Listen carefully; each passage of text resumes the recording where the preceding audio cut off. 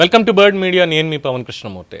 బత్సలకూరి Joseph వాళ్ళ భార్య అనూష గారు ఒక లెటర్ రిలీజ్ చేశారు, అలాగే వీడియో కూడా రిలీజ్ చేశారు. ముందుగా ఆ వీడియో ఒక్కసారి మనం చూద్దాం. అందరికీ నమస్తే అండి. ఏపీ గవర్నమెంట్కి ధన్యవాదాలండి. మమ్మల్ని మీరేం చేయాలనుకుంటున్నారో మాకు అర్థం కావట్లేదు, కానీ మా వారిని స్టేషన్ల మీద స్టేషన్లు తిప్పుతున్నారు. ఆయన నిజంగానే తప్పు మాట్లాడారంటే కేసుల మీద కేసు వేస్తున్నారు. వాటన్నిటికీ ఆయన బెయిల్స్ తెచ్చుకుంటున్నారు, మళ్ళీ వేస్తున్నారు, మళ్ళీ తెచ్చుకుంటున్నారు. బట్ ఎందుకండి ఇంత హెరాస్ చేస్తున్నారు? అవసరమా మీకు? ఒక మనిషి నోటి నుంచి ఒకళ్ళు మాట్లాడితే తప్పు, ఇంకొకరు మాట్లాడితే తప్పు కాదు అన్నప్పుడు ఇవే కేసులు పవన్ కళ్యాణ్ గారి మీద కూడా వేయాలి కదండి. ఆయన మాట్లాడిందే మా వారు మాట్లాడారు. మా కుటుంబం మొత్తాన్ని చంపేయాలనుకుంటే ఒకేసారి చంపేయండి. ఇలా కేసుల మీద రోజుకొకటి నాకున్న పసిపిల్ల చాలా బాధపడుతుంది. వాళ్ళ నాన్నగారు కావాలి అనేసి చాలా ఇబ్బంది పడుతుంది. నాకున్న చిన్న పాప చాలా ఇబ్బంది పడుతుంది. తన మొక్కవన్నా చూడండి, లేదా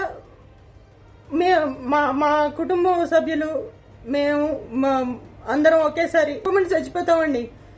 ఎందుకంటే నోట్లోంచి ఒక మాట వచ్చిన తర్వాత ఒకళ్ళు మాట్లాడితే తప్పు లేదు, ఇంకొకరు మాట్లాడితే తప్పు అన్నప్పుడు హింస పెడుతున్నారండి. మీరు కేసులు పెట్టట్లేదండి.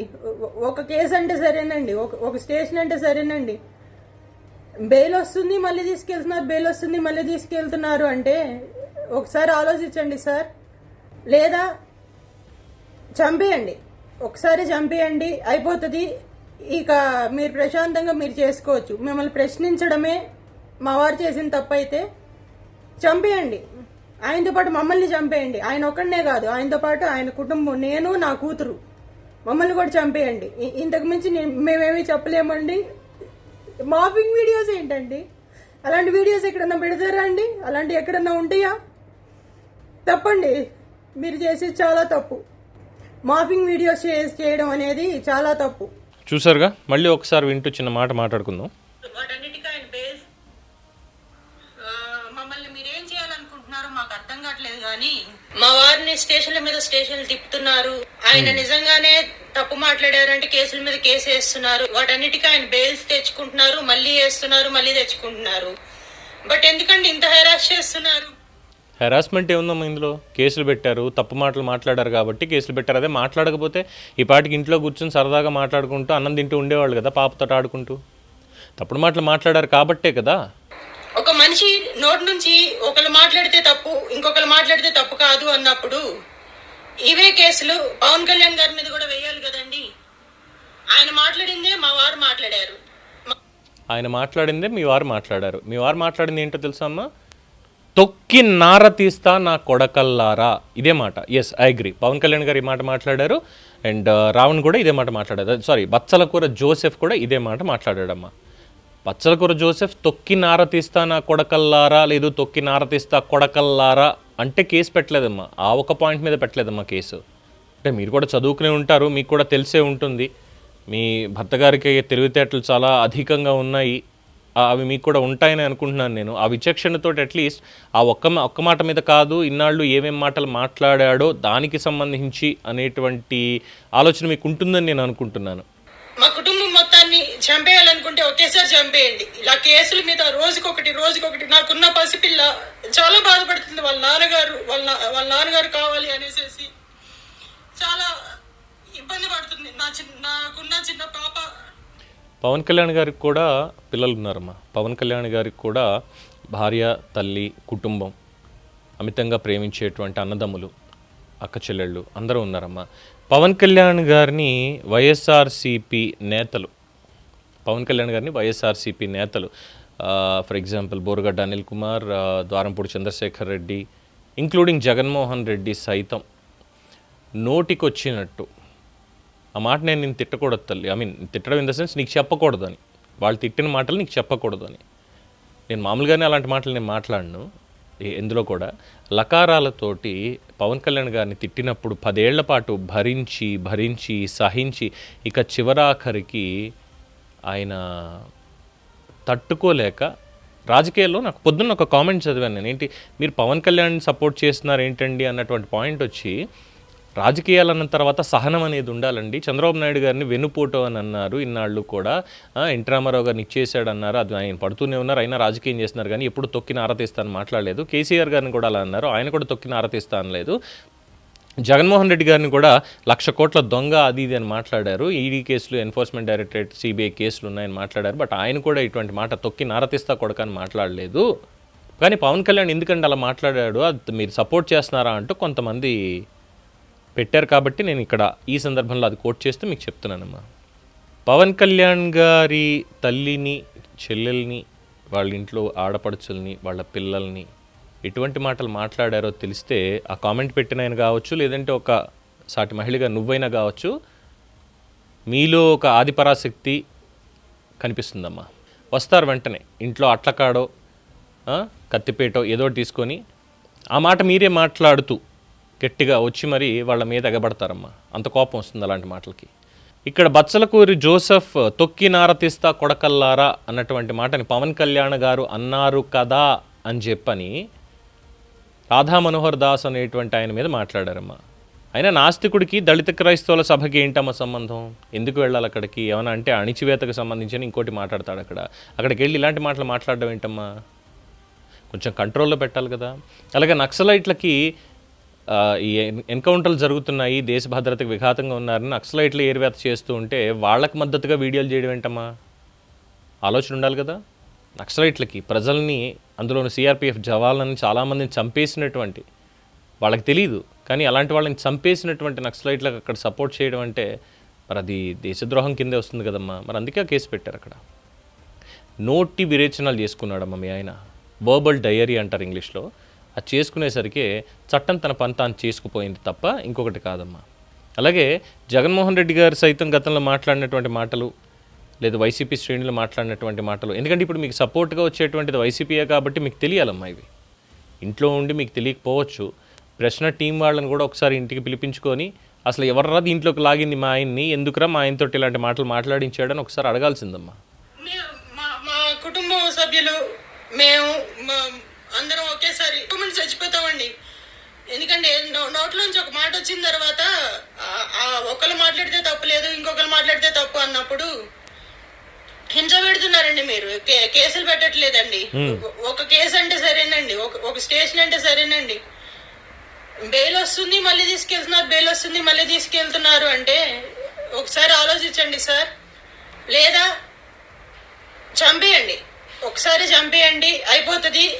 ఇక మీరు ప్రశాంతంగా మీరు చేసుకోవచ్చు. మిమ్మల్ని ప్రశ్నించడమే మా వారు చేసిన తప్పు అయితే చంపేయండి. ఆయనతో పాటు మమ్మల్ని చంపేయండి. ఆయన ఒక్కడనే కాదు, ఆయనతో పాటు ఆయన కుటుంబం, నేను, నా కూతురు, మమ్మల్ని కూడా చంపేయండి. ఇంతకు మించి మేమేమీ చెప్పలేమండి. మాఫింగ్ వీడియోస్ ఏంటండి, అలాంటి వీడియోస్ ఎక్కడన్నా పెడతారా అండి? అలాంటి ఎక్కడన్నా ఉంటాయా? తప్పండి, మీరు చేసేది చాలా తప్పు.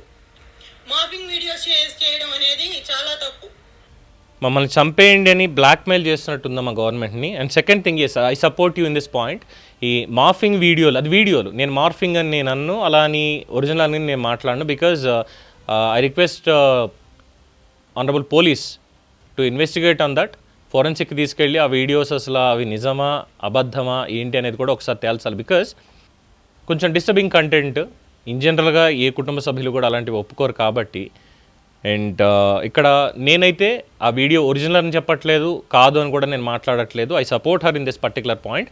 ఆ వీడియోలు ఒరిజినల్ అయితే ఎక్కడిది ఏంటి అనేది కూడా దాని సోర్స్ తీసేయండి, తీసి పబ్లిక్లో చెప్పండి, ఇదిగో ఇతనికి ఇలాంటి ఉన్నాయి అని చెప్పేసి చెప్పాలి. అనవసరంగా ఈ విషయంలో పాపం ఒక ఆడకూతురుని ఇబ్బంది పెట్టడం అనేది మాత్రం ఖచ్చితంగా ఆమోదయోగ్యం కాదు, అంగీకరించాల్సినటువంటి విషయం ఈ పర్టికులర్ అంశంలో కానే కాదు. ఈ విషయంలో నేను అనుష్కే సపోర్ట్ చేస్తాను. ఆ వీడియోల విషయంలో ఎస్ డెఫినెట్గా బయటికి రావాలి, వాస్తవాలంటే అనేది బయటికి రావాలి. పాయింట్ నెంబర్ 2, ఇక మాట్లాడితే మీరు పవన్ కళ్యాణ్తో పోలికి పెడుతున్నారు. ఒకళ్ళు మాట్లాడితే ఒక రైటును, లేదంటే మా ఆయన మాట్లాడితే తప్పు అని మాట్లాడుతున్నారమ్మా. కానీ పవన్ కళ్యాణ్ మాట్లాడినటువంటి మాట కాదమ్మా మీ ఆయన మాట్లాడింది. పవన్ కళ్యాణ్ మాట్లాడింది కాదమ్మా మీ ఆయన మాట్లాడింది. ఇంకా ఎక్కువ మాట్లాడేశాడు, చాలా అంటే చాలా ఎక్కువ మాట్లాడేశాడమ్మా. ఇక్కడ మీరు కంట్రోల్లో పెట్టి ఉండాల్సింది తల్లి, మీరు కంట్రోల్లో పెట్టి ఉండాల్సింది. పెట్టలేదు కాబట్టే ఇలాంటి మాటలన్నీ మాట్లాడుతూ ఈరోజు ఇలా ఒక రాడికల్గా తయారయ్యాడమ్మా. ఎస్, మీ పాప నిజంగానే బాధపడుతుంది. అసలు పిల్లలకి అలాంటి సిచ్యువేషన్ రాకూడదమ్మా. ఏ పసిపిల్లలకి కూడా తండ్రి దూరం అవుతున్నాడు, లేదంటే తండ్రి ఇలాంటి పరిస్థితిలో ఉన్నాడు అనేటువంటి సిచ్యువేషన్ ఏ పసిపిల్లలకి కూడా రాకూడదమ్మా. డెఫినెట్గా even in that point I to agree. కానీ చేసుకున్న వాడికి చేసుకున్నంత అంటారు చూసావా, అలాగా మీ ఆయన చేసుకున్న దానికి కర్మ ఫలితం తప్ప ఇది ఎవరో కక్షపూరితంగానో ఇంకోటో కాదమ్మా చేసేది. డెఫినెట్గా కాదు తల్లి. ఎవరో మేబీ మిమ్మల్ని ఇలా మాట్లాడించి మిస్లీడ్ చేద్దామని ఆ ప్రశ్న టీం వాళ్ళే అనుకుంటా చేస్తున్నట్టుగా ఉన్నారు. ఇలాంటి మాట్లాడితే సరిపోతుంది అని. అక్కడ మరి మీ విచక్షణ ఏంటనేది కూడా ఉండాలి. సరే, ఇక లెటర్ ఒకటి రిలీజ్ చేశారు. Let's read that letter. 5 July 2026 Batsalakura Anusha ప్రశ్న. యూట్యూబర్ రావణ్ భార్య పత్రికా ప్రకటన. యూట్యూబర్ రావణ్గా ప్రజలకు పరిచయం ఉన్న నా భర్తపై జరుగుతున్న ప్రచారంలో వాస్తవం లేదు. ఆ వీడియో కల్పిత వీడియో, అది సృష్టించిన వీడియో. తమ తప్పులను సమర్థించుకునేందుకు లేని వీడియోను సృష్టిస్తూ ఈ తప్పుడు ప్రచారానికి దిగారు. వీటిని నేను తీవ్రంగా ఖండిస్తున్నాను.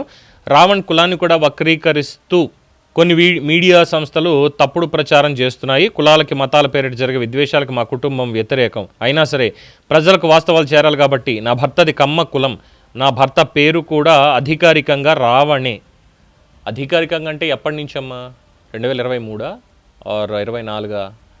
అంటే అధికారికంగా అంటే ఎస్ఎస్సి సర్టిఫికెట్లు ఏది ఉందో దాని ముందు అధికారికం అంటాం, దాని తర్వాత మార్చుకోవచ్చు, తప్పలేదు. అధికారికంగా రావణ అనేది, బత్సలకూరి రావణ అనేది due to the parental mistake, అంటే తల్లిదండ్రుల తప్పిదం వల్ల ఆ పేరు వచ్చింది అని వీడే వెళ్ళి మార్చుకొచ్చాడమ్మా. సో ఆ నేమ్స్ అనేవి కన్సిడరేషన్లోనే ఉంటాయి, తప్పేమీ లేదు.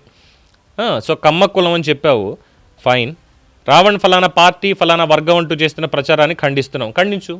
ప్రజాస్వామ్యపరంగా నువ్వు నీ భావాన్ని వ్యక్తపరిచావు, అక్కడ ఖండించవచ్చు. మాకు ఎటువంటి పార్టీలతో సంబంధాలు లేవు. గొంతు లేని వర్గాలకు ఒక గొంతుకై నిలవడమే రావణ్ పార్టీ.